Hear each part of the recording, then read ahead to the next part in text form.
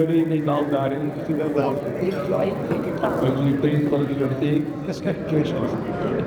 Hello, please take your seat.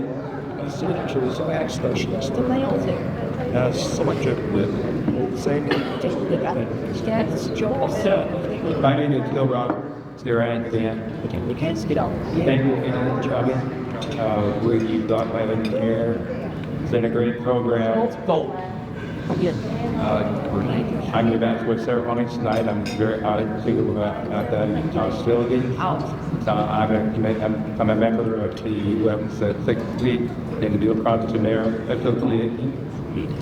And I'm also from the U.S. Assistant Lawyer, 5550.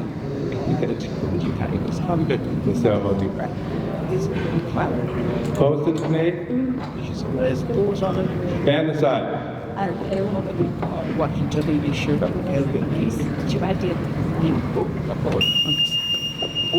Mike on board, something boat, way back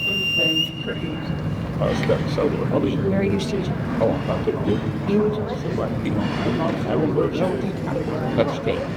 Commander William Lau and the sword is like Progam. Right on the roof. And yes, right here.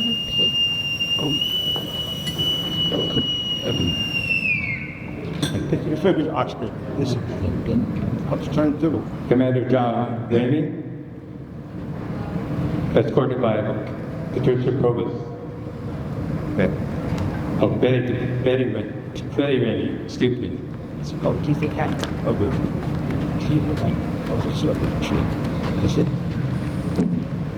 How can we get back? We'll get to Joe. Oh, you can get like you're old. You got it. Right. Commander John Capt. Escorted by Valerie Sloan. Let's just get that straight. Please use the cups and have it. Let's get it. Please keep it good. Order like that. Captain James Gerlach, escorted by Elizabeth Prescott.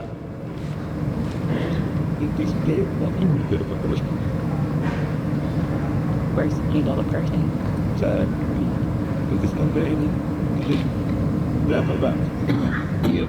Do I like to mention John Dan, who's from Springfield, 6668. John Raven with Springfield with 6364. Bill Lowers with Salem, 5355. No had a race, or sweep of 38 status. I would. By David Shands, President of the USS Springfield Association. I guess the case of Hispanic this years. Ready? I'm telling you, but I told him now, give it for this thing. Yeah, look what I'm doing. Look what I'm doing. Good for this. Me put it in. They're lower. Yeah, I'm going to be my leg. My dear Lord, thank you so much for bringing us together as then you should they enjoy this wonderful reunion and this nice meal that we're about to have. And we bless you, O Lord, for all the gifts that we're about to receive. For Christ our Lord, amen. Amen. Event. What is it? Alone's menage. It's let's see. And bon appetit. French for have a great meal. I'm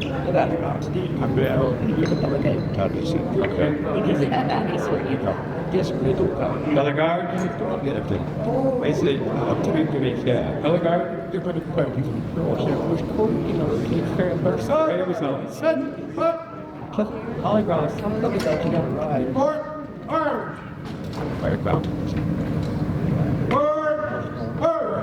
He's jailed to inside or he's to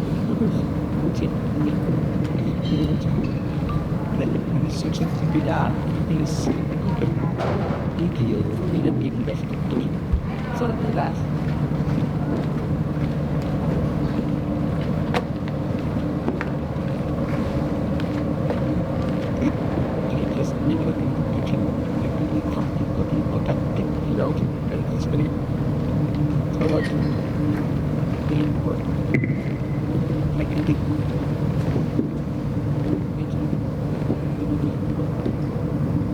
Order! Halt!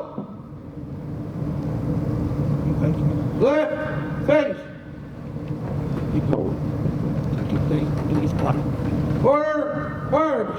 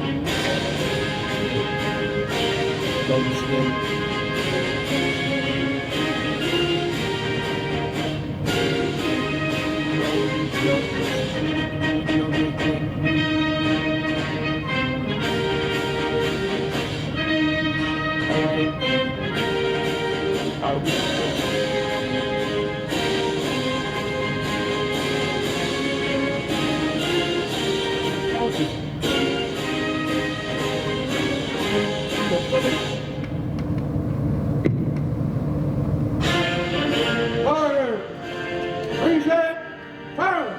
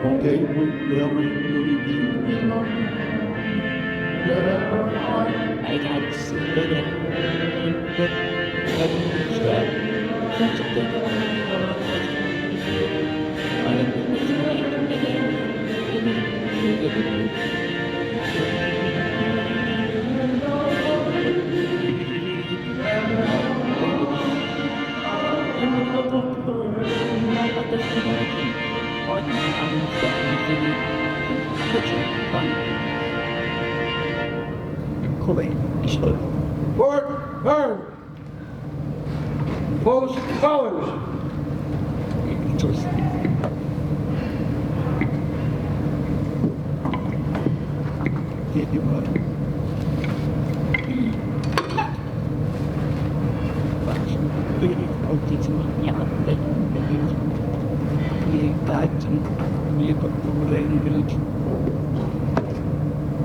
Right, face!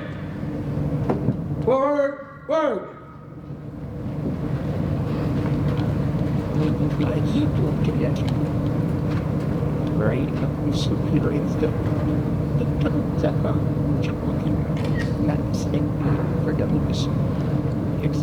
So please be seated. Can you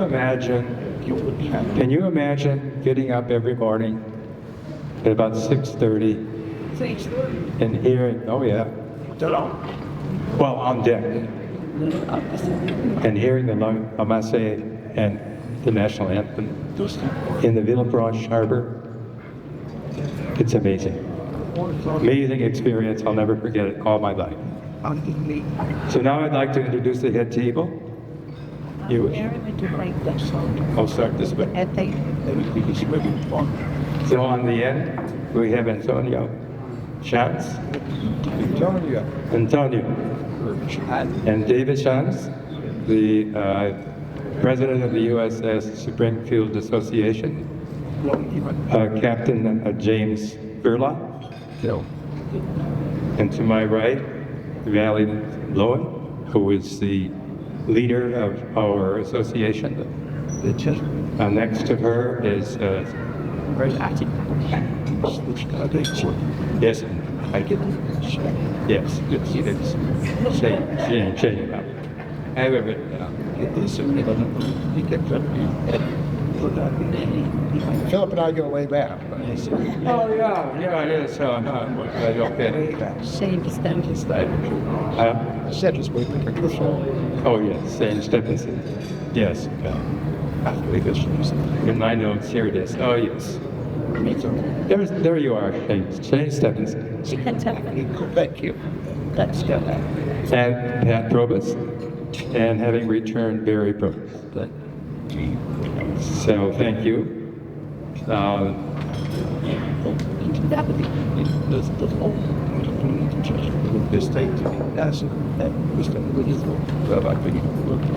like to acknowledge the side boys that we had for tonight. Fred Gunn,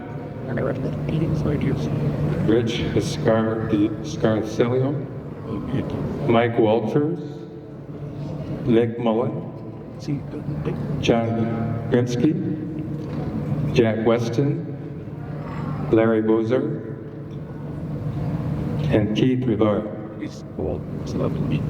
And our color guard,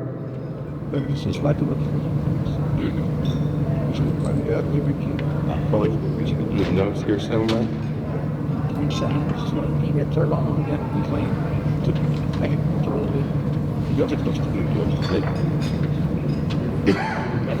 Let's get a beat. Yes.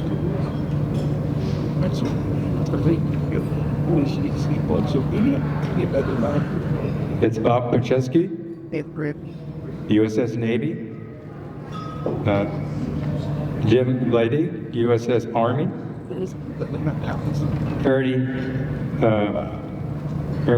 Ernie Penn, USS Army. Jim Chundat, U.S. Army Airborne. And Ken Prince, USS Air Force.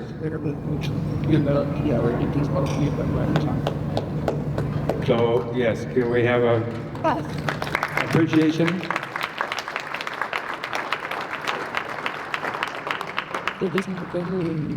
So, tonight's speaker, Shane Stepson. Let me introduce him for you. He has a very impressive resume. Shane is the Director of Museum Collections at the Buffalo Navy Park.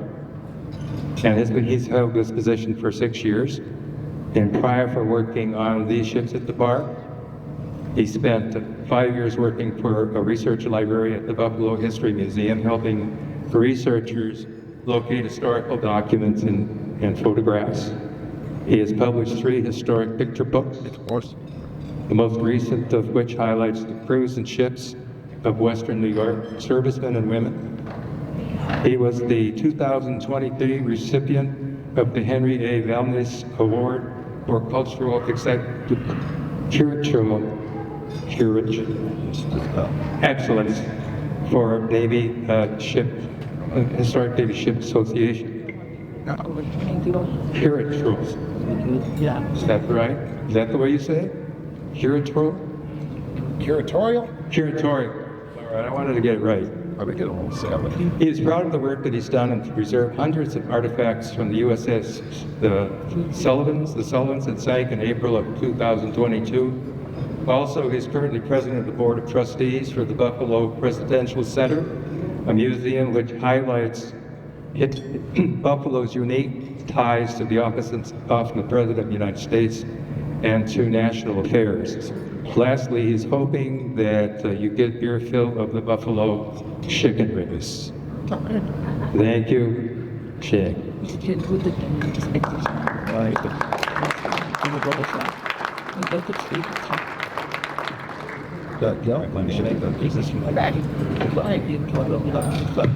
Thanks, everyone. Can everyone hear me?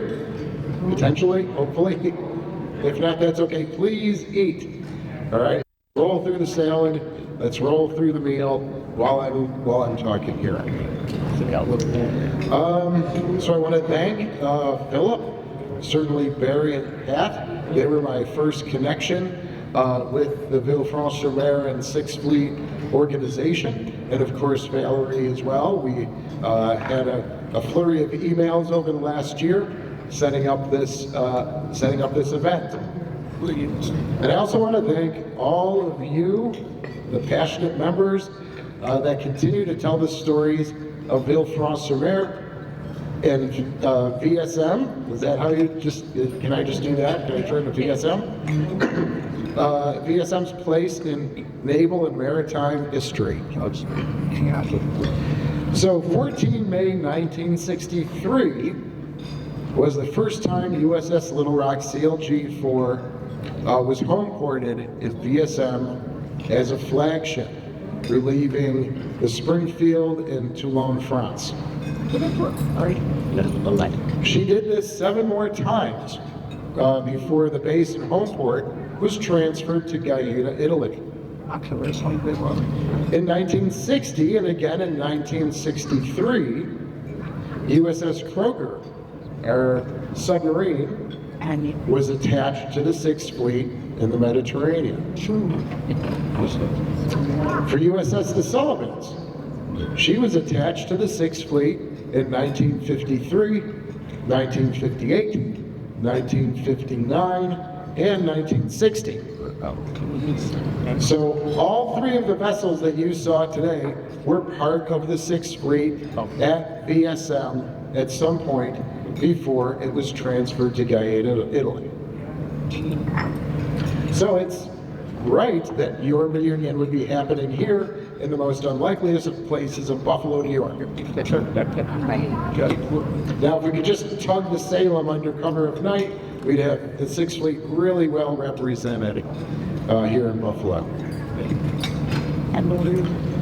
So I can stand here and I can give you stats on the ship architecture. The Little Rock was 610 feet long and 1 inch. The Sullivan's was 2,600 tons when she was fully loaded. The Kroger's crush depth was about 450 feet. And I know that there are people here that would enjoy hearing those stats. So if that's the case, please find me afterwards and we can talk all we want about ship architecture and stats. But it's a different connection that comes from the stories of the men who served aboard. Those that stood duty station, right, that answered general quarters, and that were at the front lines protecting international waterways and American and NATO interests. For me, that's guys like Joe and Neil and Steve and Frank. Now, who are those guys? About 3 years ago, I wouldn't have known any of them, but they're very passionate fans of our YouTube channel. Right, so I'll do a video on the USS Little Rock, and I hear from all of these guys all over the country. Right, Joe was attached to his Com-6 fleet as a photographer's mate. Neil, Steve, and Frank were part of ship's company, and I never would have interfaced with them if we didn't have a YouTube channel, and I'm thankful for it. While they'll always watch the video, if I say something wrong, they'll be sure to tell me. They'll say, well, actually, Shane, when I was serving, this was here, and we did this here. But they'll always end up by saying, good luck on your next video, and we support you. There's also officers like Lieutenant J.G. Ray Mavis. Captain Gerlach mentioned him a little bit this morning. He was already a graduate of Harvard University by the time he did his 2-year stint on the Little Rock in 1970 to 1972. After that, he moved on to Governor of Mississippi, Ambassador to Saudi Arabia, and became, under President Obama, the 75th Secretary of the Navy. Where in addition, and we heard this story this morning, in addition to naming the USS Little Rock LCS-9, he also named, and what he said was one of his more proudest moments, was the USNS Medgar Evers, That. a dry cargo ship. Of course, Medgar Evers was a World War II veteran, and he was killed in 1963 in Mississippi as a civil rights activist. So as the governor and a man from Mississippi, he was very proud to name a ship after that civil rights activist. Classic. He also shares stories like the top secret crate that was sitting above the missile house, right, on USS Little Rock. That was a great story. So he says, oh yes, we had a crate. We spray painted it top secret, and if a Tupolev bomber went by, the captain would call, and some crew would go out there, put on a tarp, and cover it up, but not before the Tupolev would see top secret written on the crate. So talk about real nice counterintelligence. For the Sullivans, of course, there's the 5 brothers whom we honor every day. Waterloo, Iowa, very famous family, right from the time they went to the recruiting station. George, Frank, Albert, Madison, and Joseph, all lost on the 13th of November, 1942 on the USS Juneau. All right, well, this is the only ship that's named, thank you. This is the only ship that's named with the definitive article "the" in front of the word, in front of the name. There are other ships that are named after intergenerational families, like the John S. McCain. All right, the Admiral in World War II, the Admiral during the Cold War, and then of course Senator John McCain, who passed about 6 years ago. But the Sullivans is the only ship for the same generation of loss. We also like to honor Patrick Sullivan, who was the uncle of the 5 brothers that served aboard as part of the commissioning crew in September 1943. That is a very unique story, that one of the uncles of the 5 brothers was actually a crewman on the Sullivans. And of course, George Mendoza. Does anyone know George Mendoza? Okay. Not trying to move around the podium. Yes, let's do that. So George Mendoza, this is a great story. George Mendoza was a helmsman on the USS Sullivans, USS the Sullivans. And he was at his station in May of 1945 when the USS Bunker Hill was hit with bombs and torpedoes. He said So it was his job. He steamed alongside the USS Bunker Hill, right? And they rescued about 187 men off of the Bunker Hill. Guys were jumping off the flight deck, hangar deck, into the water, and it was their job to rescue the men and deliver them to a hospital ship. So they steam away. Now they're pulling up next to the Bountiful. And he's leaving all the wreckage, the fire, all of that travesty that he's seeing on the Bunker Hill. And he now sees all these women lying along the rails on the hospital ship. They remove all of the men that need assistance, and they go on their way. So now the Sullivans is July of 1945. She's back in America, in San Francisco, getting refit. Of course, war plans said that the war might last until 1947, 1948 with Japan. So the USS the Sullivans goes through her first refit. But George, a big strapping guy from Rhode Island, heads across country, and now he's with his lady, his girlfriend, in New York City. Right, September 2nd happens, they're at a movie, everyone rushes out into Times Square, and he sees a woman dressed in a white uniform. And he says he's completely transformed right back to that Bunker Hill action. And so, what does he do? He grabs her and he kisses her. Now, there may be a lot of people that claim to be the kissing sailor. Right, but the Naval War College actually put together an ad hoc committee to study this. Right, they brought in 25 or 30 men, and they who all claimed to be the kissing sailor, and they said, okay, we are going to take photographs of you, we are going to compare, we're going to zoom in on that picture and that image, every scar, every hair, and we're going to take a look to see if we can figure this out. So, of those that registered, they said George Mendonça is more than likely the kissing sailor. Now, we have some pictures in our collection of him just, mingling with the crew on the Sullivans. And I got to tell you, that is absolutely him. 6'4", jet black hair. So that is a story we'd like to tell. We haven't gotten a kissing sailor statue, and I don't know if we will, but that's another story for the Sullivans that we tell, in addition to the 5 brothers. Of course, Alita Sullivan christened our vessel on the 4th of April, 1943. And you can imagine the anguish after she smashed the bottle, the anguish that she felt. And you can find the film online as the ship is sliding down the waves. She's comforted by 2 naval captains because she can't even watch and she's ready to collapse. So they help her and prop her up.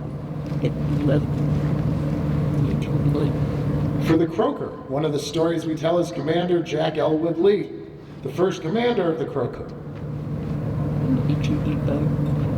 Now he was well accomplished by the time the Croaker came into service in 1944.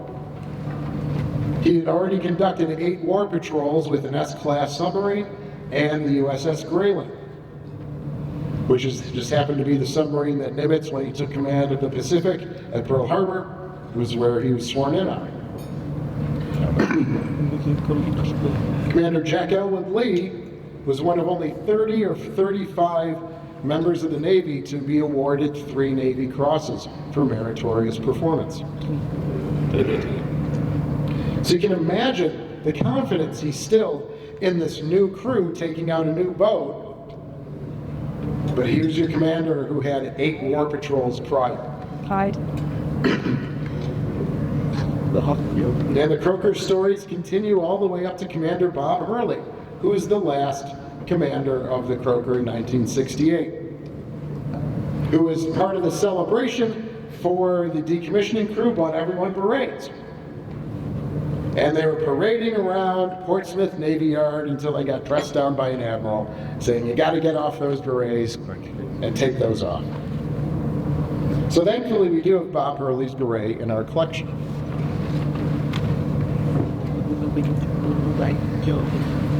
What's also important is to pick a service year for museum ships. I've heard a lot about the Salem. It's so great to meet the Springfield guys. We don't see a lot of Springfield crew here. All right, but we at the Buffalo Naval Park have never really picked a service year. And what that does is that you now build an interpretation of the ship around that particular year. Now, World War II always gets the accolades. The Sullivans shot down 8.5 Japanese planes. The Croaker sank 11 Japanese vessels. All right, but 90% of their lives were all Cold War, and they've all been refit and taken out of their original World War II configurations. So for the Sullivans, I've picked the year 1962. No story tells the Cold War better than the Cuban Missile Crisis, and she was there blockading the island of Cuba. USS Croaker, I've picked 1959. So in 1953, she was converted into what you saw today with a big black sail. They quieted the boat a little bit as part of the hunter-killer conversion. But by 1959, she was already obsolete. American submarines and Soviet submarines had superseded the technology on the Progam. So that's an important story to tell for the Cold War. And I picked the year of 1975 for USS Little Rock. That's the year that she opened up the Suez Canal. She worked with foreign governments, cleaned out all of that war material that had closed the Suez Canal, and was the first American warship to traverse the Suez Canal after reopening. So now that we have these years, we now can build the stories around. And Philip and I were talking about stories earlier before tonight's event, and how important it is. So as we saw in April of 2022, ships don't float without help. USS The Sullivans took on 1.2 million gallons of water because of a weather event that smashed her at the bottom of the Buffalo River, perforating her hull 6 feet. Talk about sweat. Yeah. Yeah, I It took 5 weeks to pump out the water, seal the gashes in the holes along the strakes. There was about 3,000 gallons of fuel oil still on board. So if you were to go down below in the Sullivans, you will see all the brown staining from all of the leftover fuel oil. So thankfully, because of New York State supporters like yourself and our local politician and congressional representatives, we have now received the $21 million it would take to go to dry dock. And we're going to be taking the Croker and the Sullivans together. Now we need to focus on the endowment for the USS Little Rock. There is no time like the present. So thank you for being here. As if you visit many museum ships, right, most of their income is earned income. Ticket sales, gift shop sales. Right, so if you purchased a hat or a t-shirt today or a keychain or a magnet, thank you for your support. At some point in the future, these will be the last veterans, our ships will be the last veterans of World War II. And at some point, they will be the last veterans of the Cold Wars. And how do we keep these conflicts alive? And there is no way of keeping them alive better than to actually have the ships and the decks and the platforms and the O1 level and O2 level to stand up. So it's my job to continue telling the stories, and I hope that you enjoyed some of those stories today. And one last thing, are the guys here who wanted to go down to the Mark 111 missile computer? Yeah. Did you guys make it down there? No. Okay. Sorry. You guys have the Mark 110? Yeah. You were saying? All right. Right, so if we want to talk ship architecture and all of that stuff, I'm happy to have those conversations. But I want to thank you. I hope you enjoy your meal. I think this one went a little bit sooner than expected. But thank you again. I hope you enjoy your evening dancing. And thank you for all of your support. And I've really enjoyed meeting those of you that I have.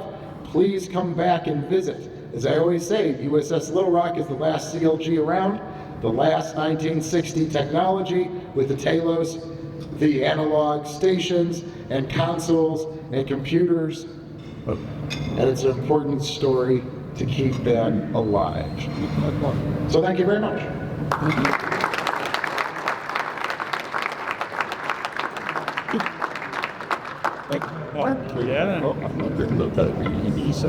Thank you so much for that.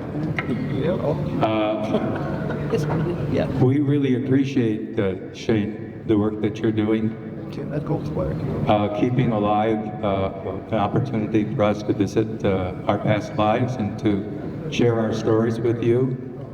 And it's a really difficult thing to get the money to support these kinds of museums. The Salem has the same kinds of issues.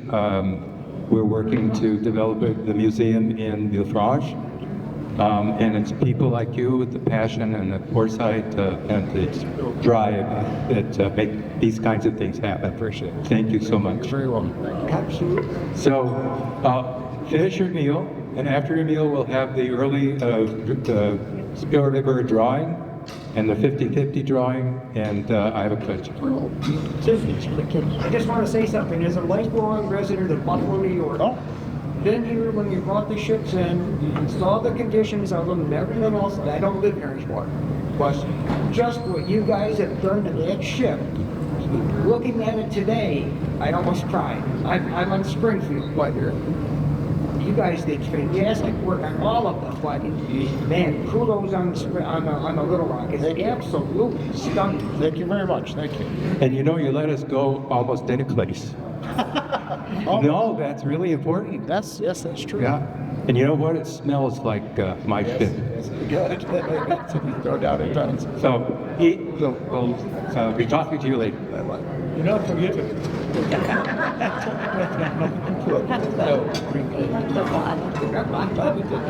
You two together will be twice the best. Okay? Good. All right.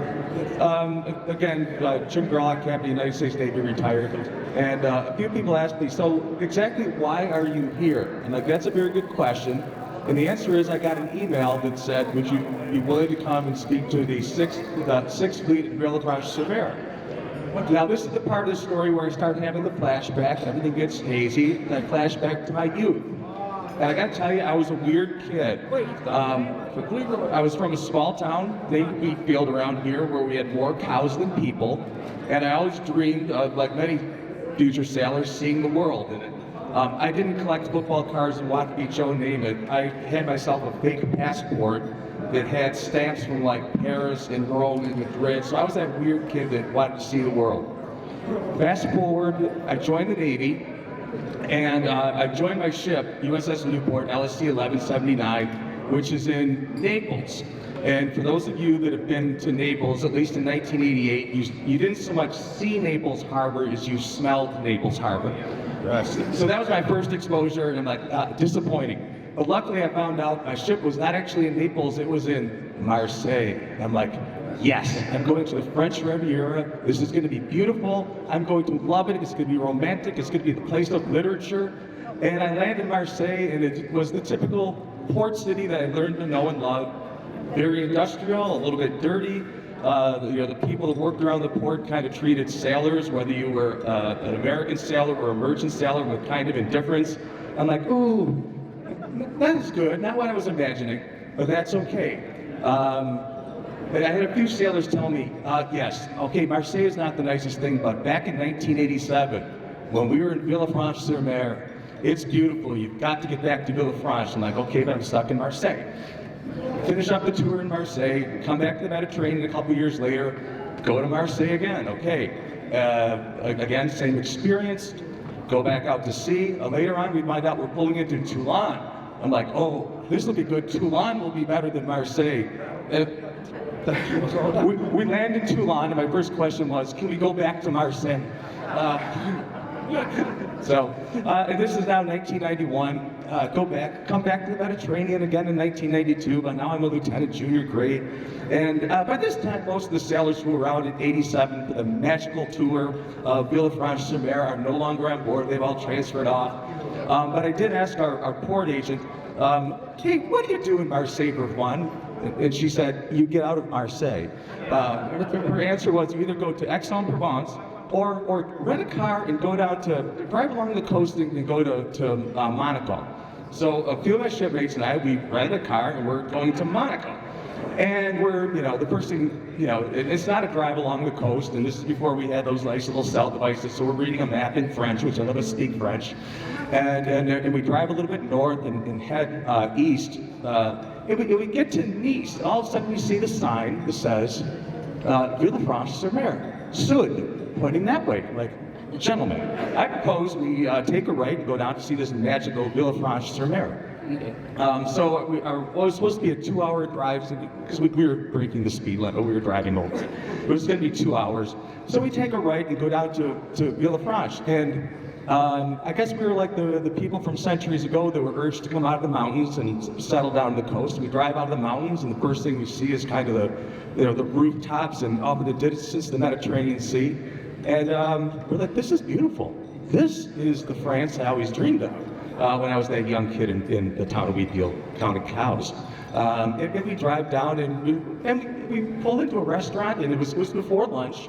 But they opened up for us, and they were very nice. We just stopped for one beer, but we ended up staying for lunch. Our little 2-hour drive turned into 4 hours, and it was just absolutely very welcoming. And we filed that away, got back in the car, went to Monaco, and proceeded to lose our money in the casino, and you have to drive back. But I just left with a great feeling. So as the email came across saying, would you care to come and say a few words? I'm like, it's wonderful, yes, because I have wonderful memories, and it was, and I thought the story was about this, young 22-year-old or 24-year-old who finally saw the world. I thought that was the story, and the important thing is, the entire time I was there, I was not aware that Villefranche-sur-Mer was home to 6th Fleet. You never knew it.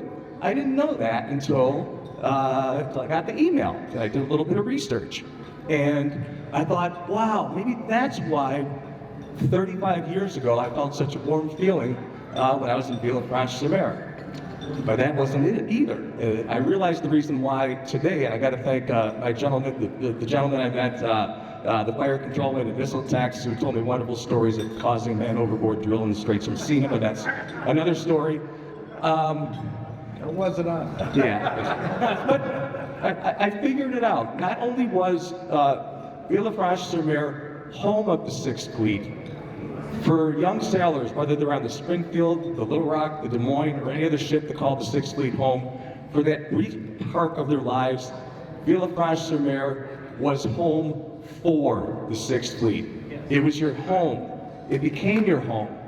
And that's what I felt there. And it took me 35 years to realize that great feeling I had in that little restaurant on the waterfront was a feeling of being home in that little town, like that little town I came from back in New York, like the little towns that so many sailors came from.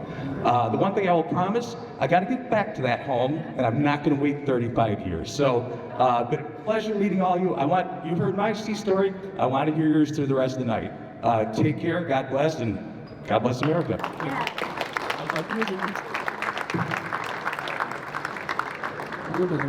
Thank you. We feel the same way. It's our home, and it's thanks to Valerie that she keeps us connected. So we're going to have the early bird drawing and the 50-50 drawing. But before I do that, I want to take the time to thank Barry and Pat Provost for all the effort and diligence and dealing with issues, keeping us together. They've done a wonderful job. And for Valerie coming all this way to be with us and encourage us and to tell us that we're still important. Thank us.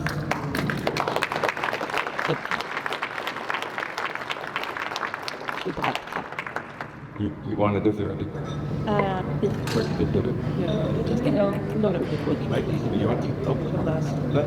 So we have a present for, we have a present for Mr. Shane Stepson and Captain Gerlach.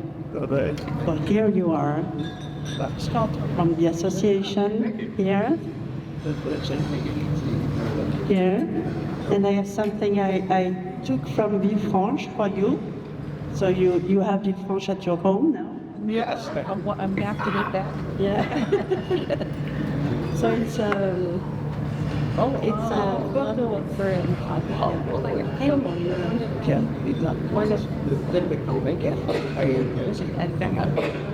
Now you see why I got a comment?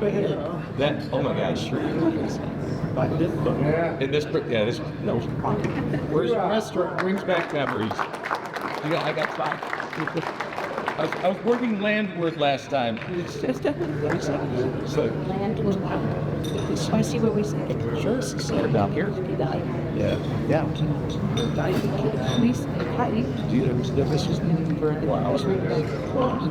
Started. That was your job. Go up. Yeah, work. So, yeah. Sure, yeah. That's why we have the roles of the party. Now we're going to drop it. That's good. No. Okay, this is the 55th, this is the early bird, right? For anybody that signed up now, you can know what's keeper. Yeah, so any of you who signed up before August 1st are in this. It's important that you've done that because it reduces the amount of time and effort that we've taken, just before the program, and it for our third-party vendors, it tells them that we're for real, gives us some credibility. So thank you for signing up early. Yeah, it's this time. This weekend. So this free night is for your stay now. So when you check out, you will present this certificate and you'll get one free night. I think I was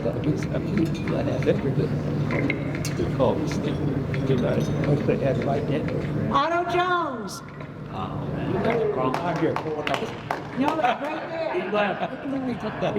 Mr. Jones! No, he's right there. That's pretty way over there. Next to you. Oh, he's He's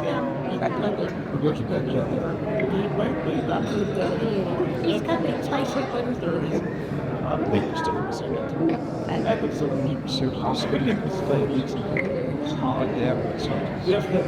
This is one night when you check out. It's the hotel that did one night on the what? Okay, good. What do you stand? Yeah, absolutely. More next time, guys. The we're going to take a night off. It's good. Just present it. But you don't I will it's all three. Okay. I will present it was one. If it has so he's staying around. We go. Right? I can work to the museum. Different note. About it. What the museum with the fact we're up to the seconds. I described the concrete, the concrete. Museum and That's great. By about 4 times, like junior, that was had to on the very green. The blue didn't know well.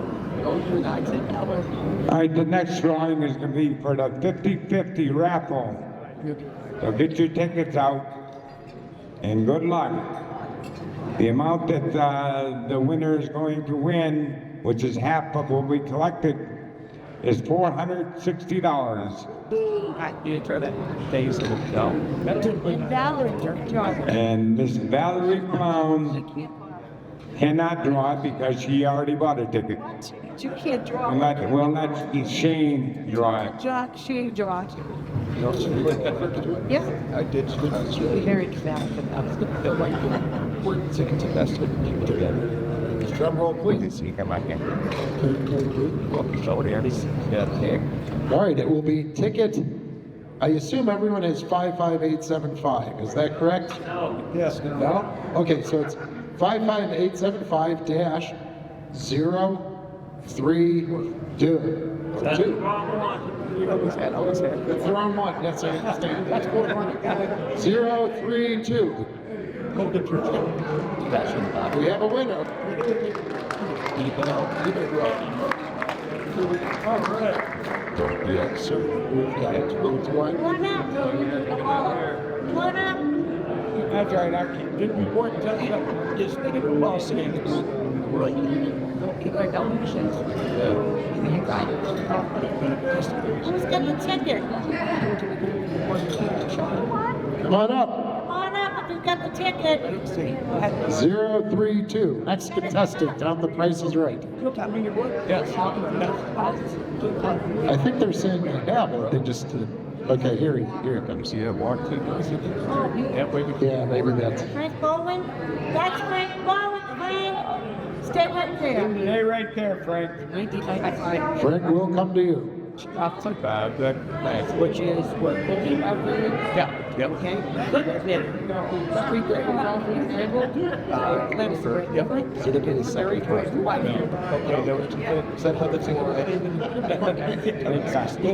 Exactly. You got the Corbin, right? And the next one would be Bell, and that's the way you within the Detroit. Phase 2, phase 3. Yeah, so we go up to keep out I coached hockey, played hockey, worked ice hockey. I would say somebody. I played the voice rolls. The show was going. Did he say, you know, he's doing covered by this guy on tape, walking out the corners. Yeah, and that's what we're going to be in. That's tomorrow night, you're going to be. That's what I'm stay our president. I don't know about shit. Oh,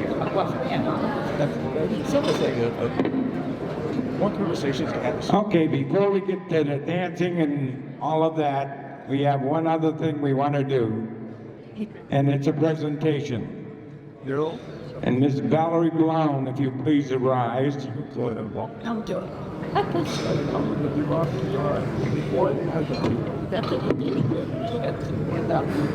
Put up having perhaps you never split All right, Valerie, on behalf of the U.S. go to the and the 6th Fleet in Villefranche, U.S. branch, or some of the eight. and for all of your hard work, Thanks. Yep. with great appreciation for your outstanding dedication and service to the Association Les Americans at La 6th Fleet, This word was like Villefranche at Buffalo, New York. the fresh. This was. This is a presentation to you from all of us. Thank you very much. We have one more little item for you. You know, we thought some just funny, but most of them was like any one of them. The young gentleman, he's about 29. I'm sorry. That's not. We have a coin. Yes, so there will see stories that It's a gentleman's coin. You can see both sides, to the blacks, and this is also for you. Thank you for all your hard work. You're like that.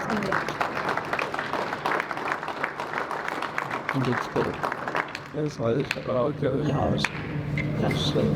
Okay, so now we're going to have dancing music to dance to, and thank you all. I hope you enjoyed the evening so far, and we look forward to talking with you. You know, we don't really let the other kind of their one features that we're talking about. What about something about the church?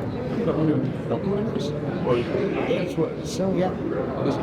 One other thing, anyone who is interested in having a separate picture, a portrait, or a group picture together, over here, people's interest, and you would inquire either digitally or close, however you see what the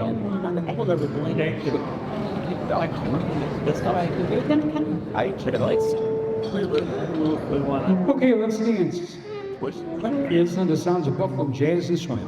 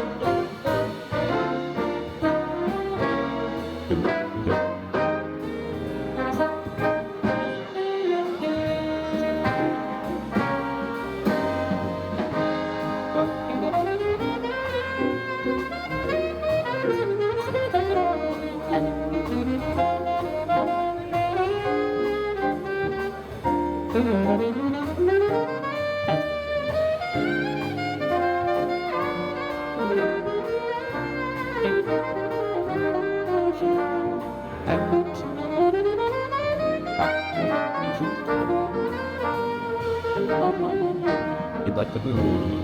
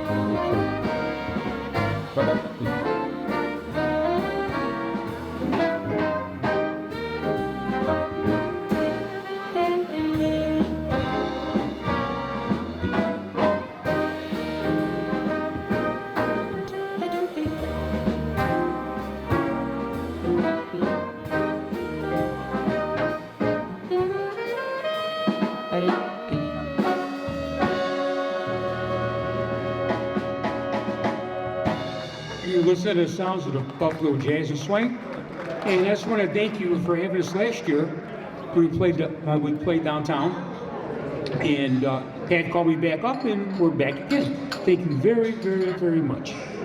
Now we're going to feature our vocalist, Capt. Capt, the first one.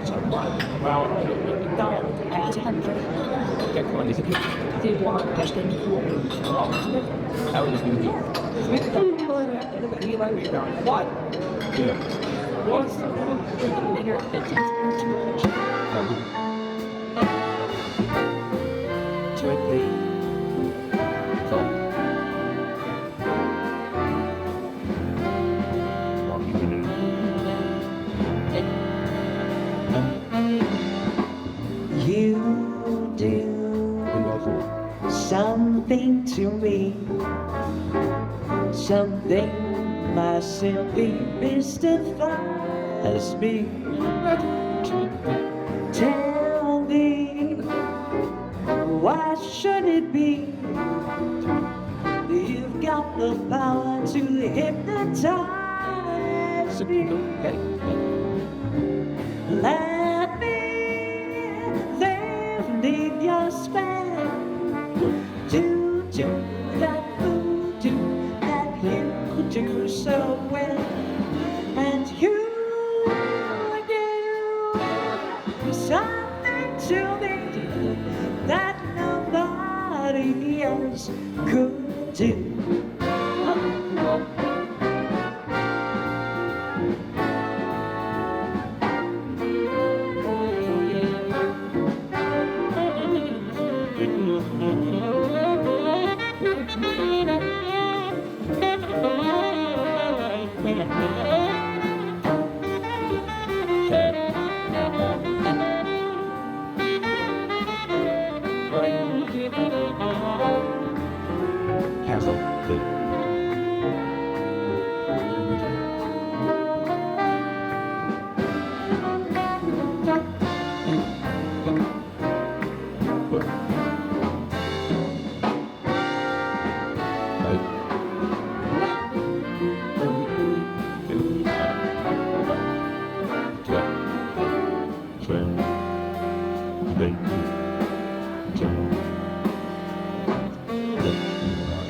You do something to me, something that simply mystifies me. Tell me, why should it be you have the power to hypnotize me? Let me leave your spell to do that voodoo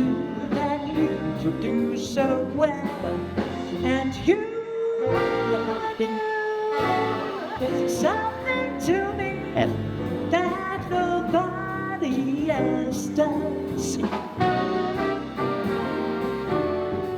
Nobody else.